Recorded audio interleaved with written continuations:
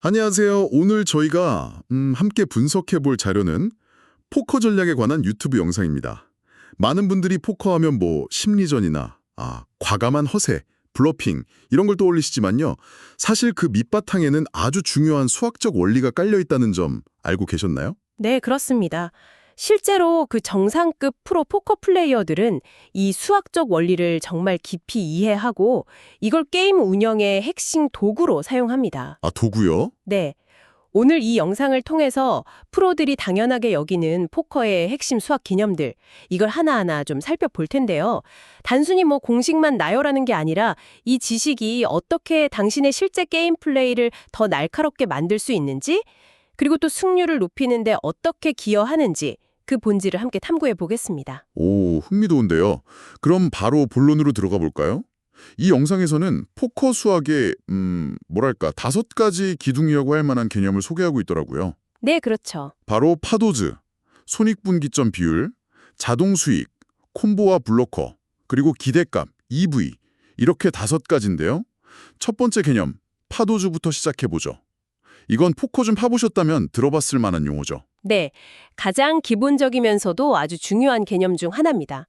파도지는 아주 간단히 말하면요, 당신이 상대방 배팅에 콜을 할지 말지 그걸 결정할 때 고려하는 리스크 대비 리워드 비율이에요. 리스크 대비 리워드. 네, 내가 얼마를 내고, 즉 리스크죠. 그리고 얼마를 딸 수 있는지, 이게 리워드고요. 이걸 비교하는 겁니다. 그러면 리스크는 제가 콜해야 하는 금액이고 리워드는 이미 쌓여있는 팟이랑 상대방 베팅 금액 합친 거 맞나요? 정확합니다. 영상에 나온 예를 좀 볼까요? 팟에 16,000칩이 있고 상대가 배팅하는 상황. 만약 상대가 팟의 절반인 8,000을 배팅했다. 그럼 어떻게 될까요? 8,000 베팅이요? 네, 좋은 예시입니다. 상대가 8,000을 배팅하면 당신이 만약 콜할 께고 총 팟은 어떻게 되죠? 기존 16,000에 상대 배팅 8,000, 그리고 당신 콜 8,000. 다 합쳐서 32,000이 됩니다. 32,000. 그렇죠. 여기서 당신의 리스크는 8,000이죠. 콜하는 금액이니까요. 근데 콜에서 이겼을 때 얻는 리워드, 그러니까 현재 팟에 있는 돈은 얼마죠? 기존 팟 16,000 더하기 상대 배팅 8,000, 총 24,000입니다. 24,000이요? 네, 즉 8,000을 걸고 24,000을 얻으려는 상황이니까 팟 오즈는 24,000 대 8,000. 간단히 하면 3대 1이 되는 겁니다. 3대 1. 아하. 그럼 이 비율 3대 1이라는 걸 알았어요. 이걸 어떻게 활용해야 하는 거죠? 그냥 숫자가 그렇다는 건가요? 바로 그 비율이 필요 승률이라는 것과 연결됩니다. 3대 1의 팟 오주는요, 당신이 이 콜을 정당화하기 위해서 최소한 4번 중 1번은 이겨야 한다는 의미예요. 즉 25%죠. 25%. 계산은 어떻게 하죠? 계산식은 내가 내야 할 돈 나누기 내가 내야 할 돈 더하기 현재 총 팟입니다. 그러니까 8,000 나누기 8,000 플러스 24,000. 이게 8,000 나누기 32,000이니까 4분의 1, 즉 25%가 되는 거죠. 당신의 핸드가 현재 상황에서 이길 확률, 그걸 이제 에퀴티라고 하는데 이 에퀴티가 방금 계산한 필요 승률 25%보다 높다고 판단되면 수학적으로는 콜할 만한 근거가 생기는 겁니다. 아하. 그렇군요. 그러니까 제 패가 이길 확률이 한 20%밖에 안 된다고 생각하면 파도우즈가 3대 1이라도 콜하면 안 된다는 거네요. 그렇죠. 장기적으로는 손해라는 거죠. 반대로 확률이 한 30%쯤 된다. 이러면 콜하는 게 장기적으로는 이득이고요. 정확히 그겁니다.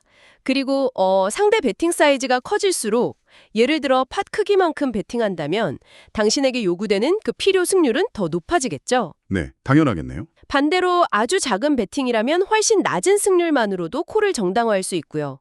이게 바로 팟 오지의 핵심입니다. 결국 팟 오지는 지금 콜하는 것이 수학적으로 수지타산이 맞는가, 이걸 판단하게 해주는 첫 번째 필터 역할을 하는 거죠. 상대 배팅에 직면했을 때 감정적인 판단 대신에 객관적인 기준을 딱 제공해주는 겁니다. 알겠습니다. 파도주는 방어할 때 쓰는 기준이군요. 그럼 두 번째 개념, 손익분기점 비율 B%라고 하던데 이걸로 넘어가 보죠. 이건 파도주와 반대 상황, 즉 제가 배팅할 때 쓰는 거라고요? 네, 맞습니다. B2%는 당신의 배팅, 특히 아무것도 없을 때 하는 그 블러프 배팅 있잖아요. 네네. 그게 얼마나 자주 성공해야 본전 이상을 찾을 수 있는지 그걸 알려주는 비율입니다. 계산식은요, 팟 오지의 필요 승률 계산이랑 놀랍도록 비슷해요. 나의 베팅 금액 나누기 나의 베팅 금액 플러스 베팅전 팟 크기입니다. 아, 이것도 비슷하네요. 그럼 이것도 예를 들어 볼까요? 팟에 800칩이 있고 제가 팟의 절반 정도, 한 400칩을 베팅한다고 해보죠. 그럼 B%는 400 나누기 400 플러스 800. 400 나누기 1200이니까 3분의 1, 약 33%네요. 이게 무슨 뜻이죠? 그 말은 당신의 이 400 베팅에 대해서 상대방이 33% 이상 폴드한다면요. 당신이 실제로 어떤 핸들을 들고 있든 상관없이 그 베팅 자체만으로 장기적으로 이익이라는 의미입니다. 네, 핸드랑 상관없이요? 네, 심지어 최악의 핸들을 들고 블러핑하는 경우라도요. 와, 이거 진짜 흥미좋은데요? 그럼 만약 제가 아주 크게, 예를 들어 팟의 2배인 1600을 오버벳 한다면요? 그때 B2%는 1600 나누기 1600 플러스 800이니까 1600 나누기 2400, 23, 약 67%가 되네요. 이건 훨씬 높은데요. 그렇죠. 그만큼 큰 베팅은 상대방이 훨씬 더 자주, 그러니까 67% 이상 폴드해야 본전치기가 된다는 뜻입니다. 아, 훨씬 많이 폴드해야 하는군요. 네. 그래서 베팅 사이즈를 결정할 때 이 B2%를 고려하는 게 중요합니다. 무조건 세게 때린다고 좋은 게 아니라는 거죠. B2%는 결국 내 베팅이 성공하려면 상대가 최소 몇 번 중 한 번은 포기해야 하는가, 이걸 알려주는 아주 실용적인 숫자예요. 네, 알겠습니다. 그럼 이 B2%를 계산하는 것에서 그치지 않고 이걸 어떻게 더 활용할 수 있을까요? 아주 좋은 질문입니다. 여기서 바로 세 번째 개념인 자동 수익, 오토 프로핏과 딱 연결됩니다. 자동 수익이요? 네, B2%를 계산했다면 다음 단계는 과연 상대가 그 비율 이상으로 폴드할까? 이걸 예측하는 거예요. 아, 그러니까 B2%는 내 베팅이 성공하기 위한 목표 폴드율 같은 거고 자동 수익은 상대의 예상 폴드율과 비교하는 거군요. 정확합니다. 만약 당신이 특정 상황, 특정 베팅 사이즈에 대해서 상대가 한 40% 정도 폴드할 것이다, 이렇게 예상한다고 가정해 봅시다.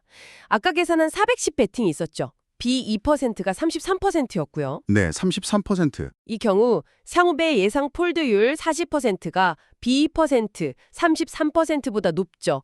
이런 상황이 바로 자동 수익이 발생하는 구간입니다. 아하. 이론적으로는 당신 패와 상관없이 이 베팅은 무조건 이득이라는 거죠. 블러핑하기 아주 좋은 기회라는 신호입니다. 와. 하지만 만약 1600 오버벳, 아까 B% 67%였죠? 이걸 한다면 상대 예상 폴드율 40%가 B% 67%보다 낮으니까 자동 수익 구간이 아니네요. 그럼 이때는 블러프하면 안 되겠군요. 꼭 그렇다기보다는요. 자동 수익이 없다는 것은 블러프로만 이익을 보기는 좀 어렵다는 뜻입니다. 만약 당신이 실제로 강한 핸들을 가지고 있다면 여전히 가치 베팅, 밸류 베팅으로 이익을 낼 수 있겠죠. 아, 그렇죠. 강한 표면 당연히 쳐야죠. 네, 중요한 것은 이 자동 수익 개념을 통해서 순수 블러프가 수학적으로 얼마나 유리한지를 판단할 수 있다는 점입니다. 다만 영상에서도 지적하듯이 실제로는 상대방의 탄력성이라는 걸 고려해야 해요. 탄력성이요? 네, 즉 베팅 크기에 따라서 상대방 폴드 빈도가 달라지는 경향이요. 예를 들어 작은 벳에는 덜 폴드하고 큰 벳에는 더 폴드하는 식으로요. 그래서 상대방 분석이 중요해지는 거죠. 와, 정말 이게 다 유기적으로 연결되네요.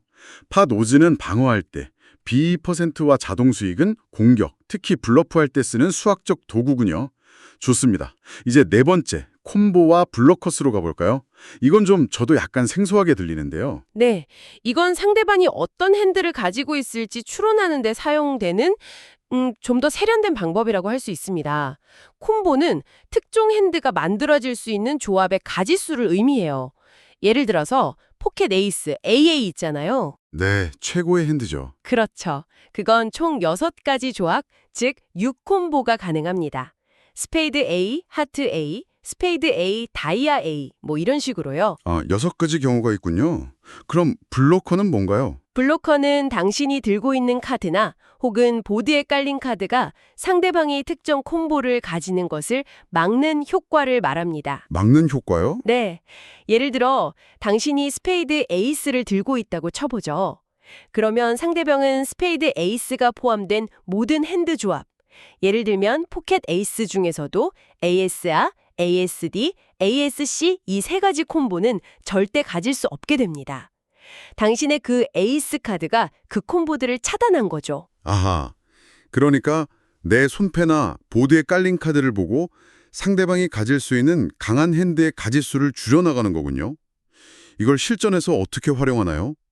들으면 되게 복잡해 보이는데요. 네, 실전에서 모든 콤보를 막 정확하게 세는 건 어렵습니다.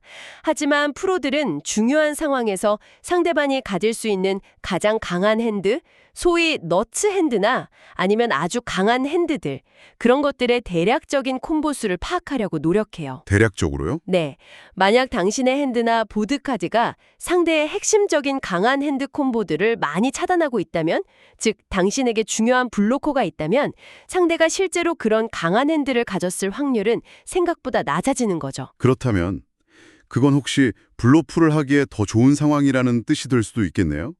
왜냐하면 상대가 강한 패를 들고 있을 확률이 낮으니까 내 배팅에 폴드할 가능성도 높아지는 거잖아요. 바로 그겁니다. 정확해요. 여기서 아까 다뤘던 B2%와 자동 수익 개념이 다시 등장하는 겁니다. 아하, 또 연결되는군요. 네, 블로커 효과를 통해서 상대의 강한 핸드 콤보가 적다고 판단되면 상대의 예상 폴드 빈도를 더 높게 잡을 수 있게 돼요. 이것이 당신의 배팅 B2%보다 높다면 네, 바로 자동 수익 블러프의 기회가 되는 거죠. 와, 이처럼 콤보와 블로커 분석은 상대방의 핸드 범위를 더 정교하게 추정하고 이걸 통해서 블러핑 성공률을 예측하는데 아주 결정적인 도움을 줍니다. 단순히 상대가 강한 패가 있을까 없을까 이렇게 감으로 추측하는 것보다 훨씬 근거 있는 판단을 가능하게 하죠. 와, 정말 퍼즐 조각이 다 맞춰지는 느낌입니다. 콤보랑 블로커 분석으로 상대패를 예측하고 거기로 B%랑 자동 수익을 판단해서 블러프 여부를 결정한다. 대단한데요. 자, 이제 마지막 5번째 개념. 포커 전략의 뭐랄까 끝판왕이라고도 불리는 기대값, expected value, EV로 넘어가 보겠습니다. 네, EV. 포커에서 내리는 모든 결정의 장기적인 수익성을 평가하는 가장 중요한 척도라고 할 수 있습니다. 어떤 플레이가 플러스 EV, 즉 양의 기대값을 가진다는 것은 그 플레이를 계속 반복했을 때 장기적으로 평균적인 이익을 얻는다는 뜻입니다. 장기적으로요? 네, 반대로 마이너스 EV, 음의 기대값 플레이는 장기적으로 손실을 가져오죠. 프로포커 플레이어의 목표는 아주 단순합니다. 모든 결정에서 플러스 EV를 추구하고 마이너스 EV를 피하는 거예요. 저도 EV라는 말은 정말 많이 들어봤는데 실제 게임 중에 이걸 어떻게 계산하나요? 뭐 앞서 나온 개념들보다 훨씬 복잡할 것 같은데요? 맞습니다. 실제 게임의 그 제한된 시간 안에 모든 변수를 다 고려해서 정확한 EV 숫자를 계산하는 것은 거의 불가능에 가깝습니다. 뭐 상대방의 정확한 핸드 범위나 폴드 빈도를 우리가 신처럼 알 수는 없으니까요. 그렇죠. 하지만 중요한 것은 정확한 계산 능력 그 자체가 아니에요.